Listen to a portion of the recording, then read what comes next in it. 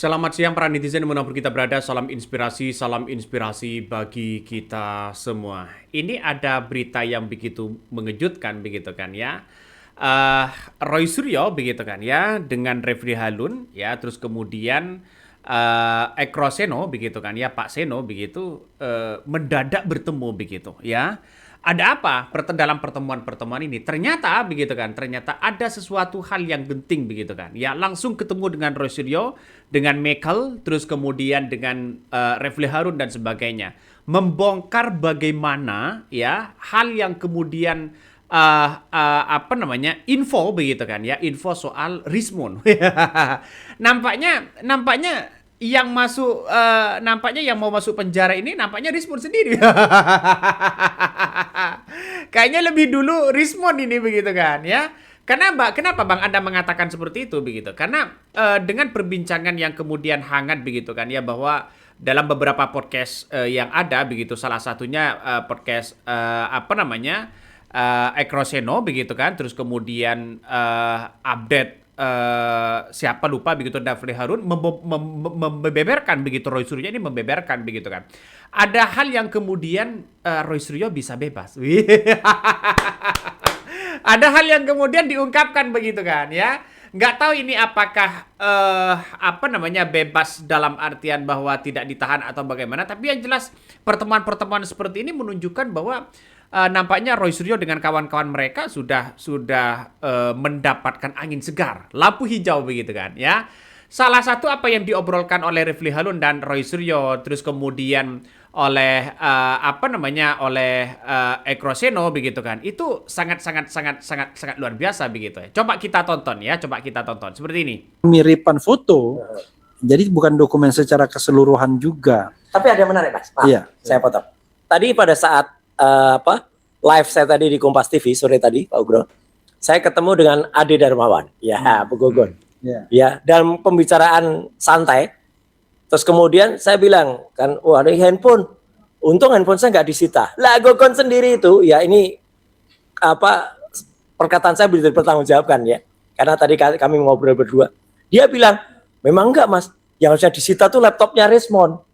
Nah karena dia ngudak-udak Mas Roy itu aman sebenarnya, apa pasal-pasal itu nggak kena. Itu kata Ade Darmawan sendiri, kata Gogon. Jadi kan sebenarnya udah ngaku, jadi 3235 itu harusnya copot Mas gitu loh. Makanya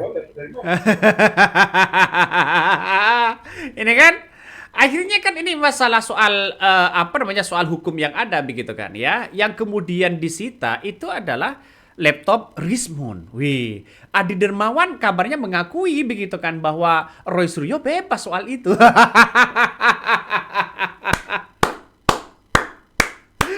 Pada akhirnya yang dikorbankan Rismon, ya nggak tahu lagi ini bagaimana caranya kok bisa Rismon begitu kan ya. Padahal Rismon itu walaupun mendapatkan restoratif justice, tapi kan kita lihat saja bahwa apa yang disampaikan oleh Pak Seno tadi begitu kan ya, sebagai mantan Wakapolri, dia tahu betul ya seharusnya kalau dapat RJ ya surat itu kan tidak hanya lagi individual begitu semuanya, bisa saja apa namanya penyelidikannya bisa saja kan dihentikan, kan itu logikanya. Tapi kan itu begitu menarik begitu kan. Apa yang selama ini Jokowi akan menyerah begitu? Apakah geng Solo selama ini mau menyerah dan sebagainya? Apakah Adi Dermawan mau menyerah dan sebagainya? Ini kan pertanda bahwa ada sesuatu yang kemudian mempertontonkan kepada publik begitu kan ya. Ini saya pribadi beranggapan bahwa wah ini nampaknya begitu kan, nampaknya sudah mulai agak kelihatan bahwa tanda-tandanya bahwa Roy Suryo ini bisa bebas atau bagaimana begitu. Ngeri Mas, apalagi komentar yang kemudian disampaikan oleh apa namanya oleh Refli Harun begitu kan soal pertemuan-pertemuan seperti ini kan menandakan bahwa ada sesuatu yang kemudian surprise begitu. Jangan-jangan Roy dengan kawan-kawan mereka begitu kan ya bertemu itu karena mungkin ada angin segar atau bebas atau bagaimana. Wallahu alam, kita kan tidak tahu begitu kan ya. Coba kita tonton lagi apa yang disampaikan oleh Refli Harun ya, seperti ini.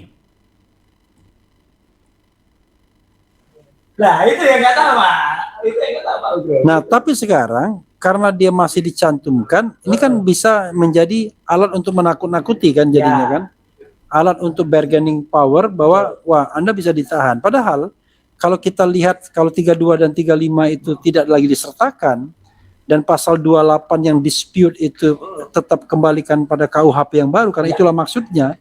Karena kan setelah ada KUHP yang baru tiba-tiba ada perubahan lagi kan.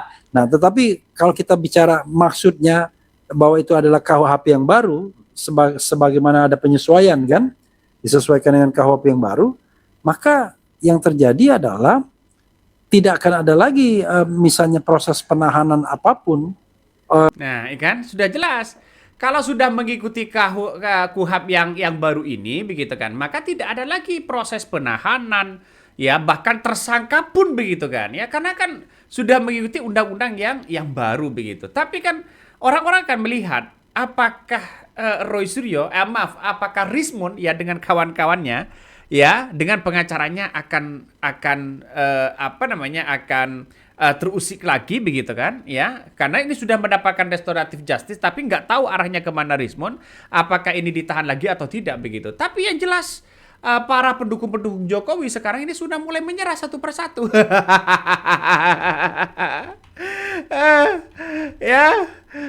Ini kan menandakan bahwa orang-orang selama ini bisa saja menyerah atau bagaimana begitu kan, ya. Jadi saya kira banyak hal yang kemudian harus diungkapkan begitu kan. Ya salah satunya mungkin ya Rismond ini akan diperiksa lagi begitu sebagai, mungkin nggak tahu apakah ini akan sebagai saksi begitu kan. Ya karena ini sudah tersangka begitu kan, bahwa Polda Metro Jaya lagi soal menyelidiki soal bagaimana Rismond yang ada begitu kan, ya. Bahkan tidak hanya itu, penyidikan itu sebenarnya pihak kepolisian ya Polda Metro Jaya sebenarnya sudah memeriksa begitu ahli forensik digital Rismond Sianiper sebagai saksi ya, sebagai dalam kasus ijazah mantan Presiden Joko Widodo itu atau Jokowi itu begitu kan. Pemeriksaan ini kan sejak lama sebenarnya, tapi apakah mungkin akan dibidik lagi begitu? Soal apa? Nah, ini kan menjadi pertanyaan bagi kita. Soal apa begitu kan? Itu kan bukankah restoratif justice yang didapatkan itu apakah dia sudah selesai atau bagaimana? Masih ada dengan yang lain begitu kan. Nah, apa yang kemudian disampaikan oleh Refli Harun ini benar juga begitu kan. Ya coba kita tonton ya seperti ini. Selama misalnya kasus ini berjalan gitu ya. Gitu. Jadi subjektivitas itu tidak ada lagi, apalagi sekarang yang namanya penahanan itu bukan lagi subjektivitas penuh, tapi sudah mengarah pada upaya melarikan diri, upaya menghilangkan barang bukti, upaya mengulangi perbuatan. Padahal kalau kita bicara tentang upaya mengulangi perbuatan mana yang mau diulangi? Ini kan makanya apa yang kemudian disampaikan Refli Harun ini nampaknya kenapa sekarang ini kan sudah lama prosesnya begitu kan. Roy Suryo aja lagi menunggu, ya Dr. Tifa dengan kawan-kawan mereka lagi menunggu begitu kan. Apa yang sebenarnya terjadi begitu ya. Tapi pada hakikatnya sedikit pun Roy Suryo CS dengan kawan-kawan mereka tidak mau melarikan diri begitu kan. Tidak mau kabur. Justru nampak yang kemudian menghindar soal ijazah ini adalah Jokowi begitu kan. Coba Jokowi kan sekarang mau berbelit-belit sampai ada yang gebrak meja. Sampai ada yang gebrak meja begitu kan. Ini kan pertanda kalau gebrak meja itu kan pertanda bahwa ada kekesalan begitu kan ya. Karena yang dijanjikan oleh penyidik itu 4 bulan, paling lama itu 4 bulan selesai. Tapi kan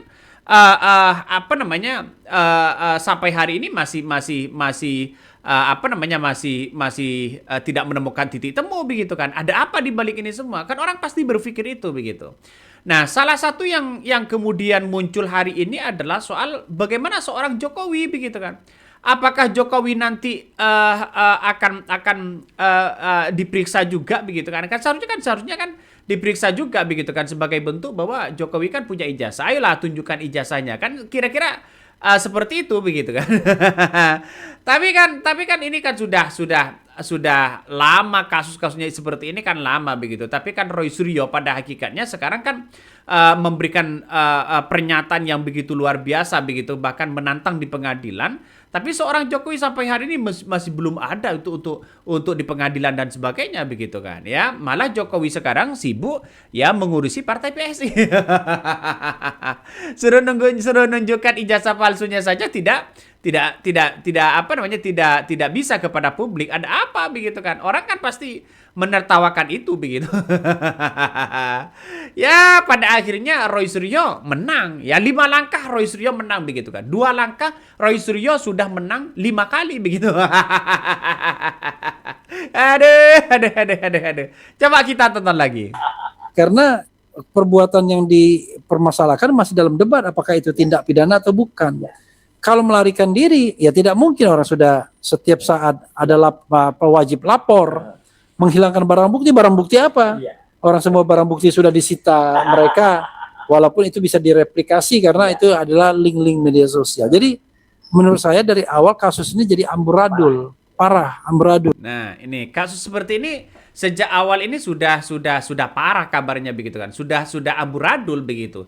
Tidak bisa lagi ditebak dengan apa namanya dengan seperti ini. Karena apa? Karena kita tahu bahwa apa yang disampaikan oleh apa namanya Roy Suryo dan Oksino begitu kan, tiba-tiba bertemu ini kan ada suatu hal surprise yang begitu luar biasa.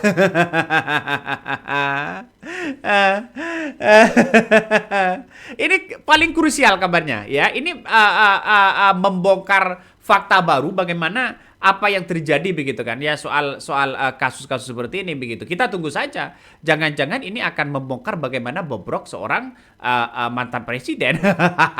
Misalnya kan kita tidak tahu dong di situ begitu kan ya, karena begitu banyak perdebatan sekarang muncul begitu ya.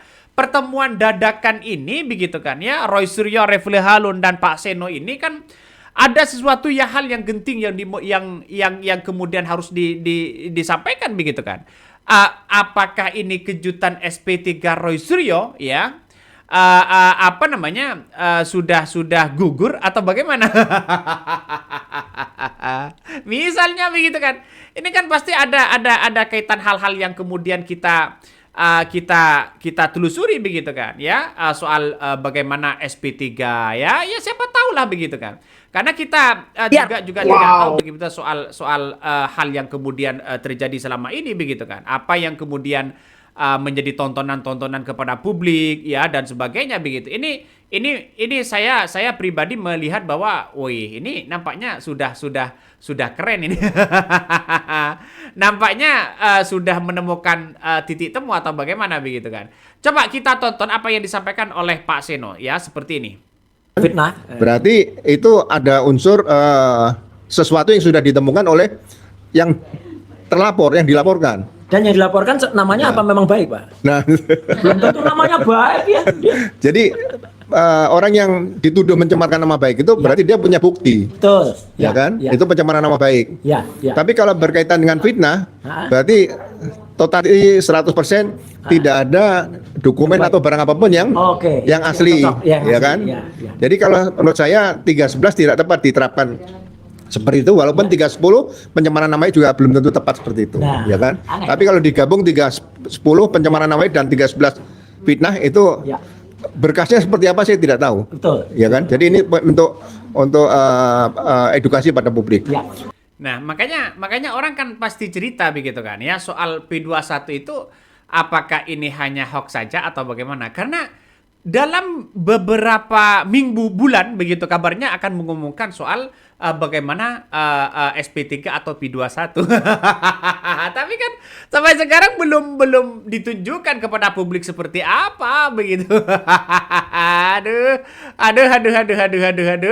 Nampaknya sudah mulai keteteran begitu kan. Sudah mulai keteteran satu persatu. Wallahu a'lam begitu kan ya. Karena apa yang kemudian disampaikan Roy Suryo ini dengan kawan-kawannya mereka begitu kan ya sangat luar biasa kalau menurut aku begitu. Karena yang terjadi selama ini kan Jokowi kan nampaknya sudah mulai agak menghindar atau bagaimana begitu. Coba kita tonton lagi begitu kan ya. Ini nih coba. Apalagi menggunakan pasal-pasal yang diduga penyelundupan. Nah, ini terakhir ya, Monin. Jadi ada wacana kemarin kita diskusi di antara penasihat hukum. Sekali lagi kita berusaha melihat ini dalam perspektif hukum. Ada yang mengusulkan untuk melaporkan balik Lecumanan. Ya.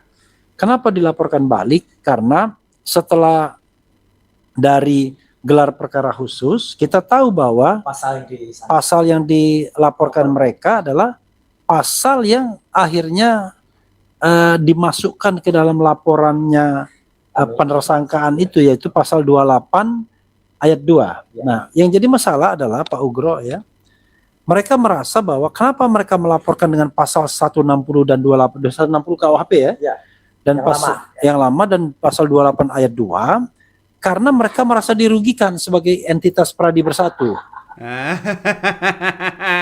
Ini pada akhirnya nanti begitu kan ya, saling lapor. Ya giliran Roy Suryo yang akan melaporkan. Ada. Benar nggak?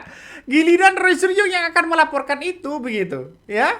Kalau Roy Suryo akan melaporkan balik, bukan tidak mungkin Andi Azwan, ya Adi Darmawan, ya para pengacara-pengacara mereka, ya bisa saja dilaporkan juga. Ya nggak tahu lagi ini kalau masuk penjara berjamaah ini kan seru begitu, termasuk Jokowi. Aduh. Nampaknya sudah mulai kelihatan begitu kan ya, bahwa apa yang disampaikan Roy Suryo dengan kawan-kawan mereka itu kan sudah sudah membuktikan bahwa Roy Suryo sampai hari ini tidak pernah gentar sedikit pun begitu kan soal bagaimana dirinya menghadapi tantangan ini. Kenapa? Coba kita lihat saja, kalau orang penakut ya mungkin Roy Suryo sudah diam dari dulu begitu kan. Tapi kan ini demi kebenaran, semakin banyak orang yang percaya terhadap Roy Suryo.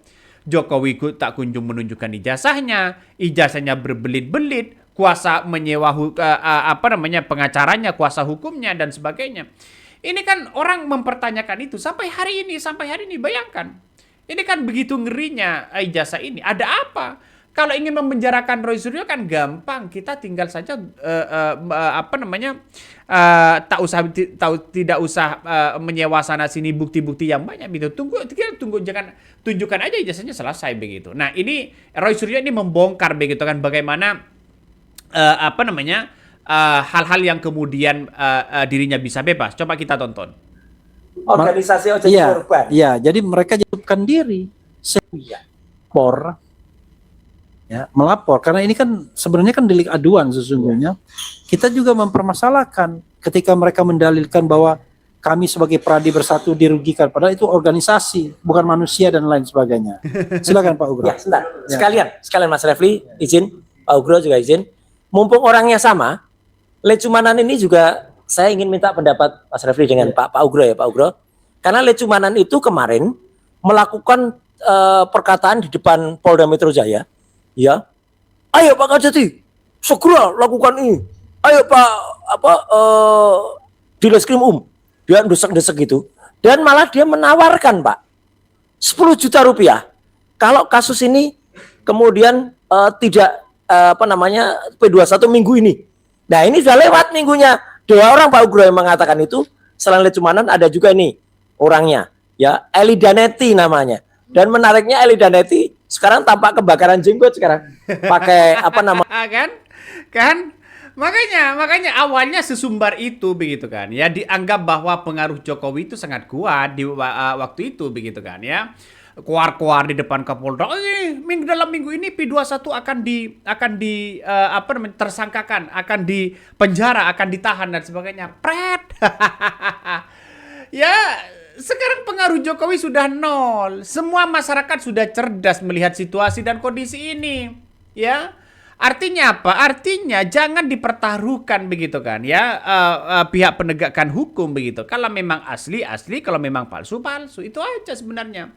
Kalau memang tidak lengkap pembuktiannya, ya bilang aja tidak lengkap. Pada akhirnya kan ditertawakan oleh masyarakat Indonesia saat ini, bos. Ya, coba kita lihat beberapa media hari ini. Roy Suryo justru menyimpulkan bahwa ya pasti bebas begitu kan. Ya menyimpulkan seperti itu begitu. Ya, kalau memang ada sebagian orang yang kemudian dikorbankan untuk masuk penjara, mungkin ada banyak, salah satunya mungkin banyak begitu kan. Ya, nggak tahu lagi siapa mereka. Perdebatan yang sangat Ya menurut saya pribadi ambisiusnya begitu kan sudah mulai kelihatan itu. Untuk memenjarakan Roy Suryo ambisiusnya sudah kelihatan. Tapi kita buktikan kepada bangsa dan negara kita selama ini apa yang digaungkan oleh Roy Suryo begitu kan ya, bisa saja ini adalah tindak kebenaran begitu kan ya. coba kita tonton lagi, ini nampaknya menarik begitu kan ya, apa yang kemudian disampaikan oleh Roy Suryo ya, seperti ini. Namanya bikin klarifikasi di berbagai infotainment setelah Pak Ugrokawan mengatakan ini bisa dikatakan perjudian pasal 426 dan 427 di Undang-Undang KUHP yang baru itu. Tapi kan itu ada kayak apa ya, kayak nekan-nekan penyidik bahkan kejaksaan, obstruction of justice Pak.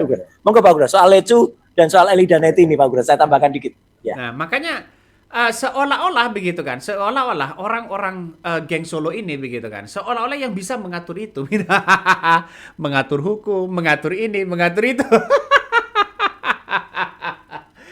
Ya, tidak bisa begitu kan ya. Karena apa? Karena dengan undang-undang yang baru begitu kan ya. Habibur Rahman juga mengatakan bahwa ya Roy Suryo dengan kawan-kawan mereka tidak bisa ditersangkakan begitu kan. Tidak bisa ditahan. Karena kenapa? Karena apa yang dilakukan oleh Roy Suryo ini kan sudah sesuai dengan prosedur yang ada. Sekarang kan tinggal pembuktian aja di pengadilan begitu kan. Kalau memang ijazahnya benar-benar asli, tunjukkan aja di pengadilan. Jangan berbelit-belit ya, seolah-olah menghindar soal kasus ini sekarang. Ya, sekarang Jokowi sudah mau keliling Indonesia. Buat apa begitu kan? Karena masyarakat sudah tahu ya. Kata Ferdinand kalau nggak salah begitu kan. Kalau Jokowi mau keliling Indonesia, bawa ijazah dong. Benar nggak? Ya, biar tidak simpang siur soal hal-hal seperti ini begitu ya. Juga Pak Seno, Pak Ugro begitu kan juga mengatakan bahwa wah ini kasus ini sudah tidak bisa dilanjutkan kembali begitu kan. Coba kita tonton lagi ya. Jadi seperti yang disampaikan oleh si Eli Daneti dan Lecumanan, ini sebetulnya di samping bisa dipersangkakan dengan pasal perjudian di KUHP yang baru yaitu pasal 426 dan atau 427, ya itu bisa juga dikenakan pasal dengan obstruction of justice. Di situ adalah pasal 281. Dia berusaha mempengaruhi. Nggak boleh mempengaruhi penyidik, jaksa penuntut sampai hakim pun nggak boleh dalam proses penyidikan, penuntutan ataupun sampai pengadilan. Nah, inilah sekarang KUHP yang baru itu benar-benar menjamin bahwa penegakan hukum itu harus independen. Ya, itu yang pertama. Yang kedua, ya berkaitan dengan Undang-Undang ITE ini. Sebenarnya saya juga pernah dipanggil sebagai saksi Undang-Undang ITE waktu itu, ya kan? Satu di Polda Metro Jaya, kemudian yang kedua di Polda Jabar. Saya tanya, berarti kalau berkaitan dengan Undang-Undang ITE, itu semua orang bisa melaporkan di seluruh Polda. Nah kalau di seluruh Polda seperti tadi kan ini ada yang di Polres Bekasi atau Depok dan sebagainya ya Polda. Ya itu beberapa tempat kan? Atau beberapa pelapor. Berarti kalau nanti bisa dilaporkan di seluruh Polda, bayangin kalau kasus pencemaran nama baik dan fitnah yang dilaporkan ke Pak Jokowi, dilaporkan di seluruh Polda. Loh, ini seperti apa peristiwa ini seperti itu ya. Jadi saya memberikan pemikiran ya berdasarkan pengalaman saya, sebaiknya dengan kaitan Undang-Undang ITE itu yang membuat laporan adalah cyber patrolnya polisi. Nah, itu kan ya Pak Wakil Kapolri Pak Gro ini begitu kan, Pak Graseno ini kan sudah tahu sebenarnya begitu kan ya. Ini kan sudah bisa tahu gerak-gerik soal penyidikan itu begitu. Tapi orang-orang sekarang ini kan masih berasumsi bahwa kenapa Jokowi nampaknya mau mengadakan perlawanan terhadap Roy Suryo. Ini kan sudah terjebak begitu.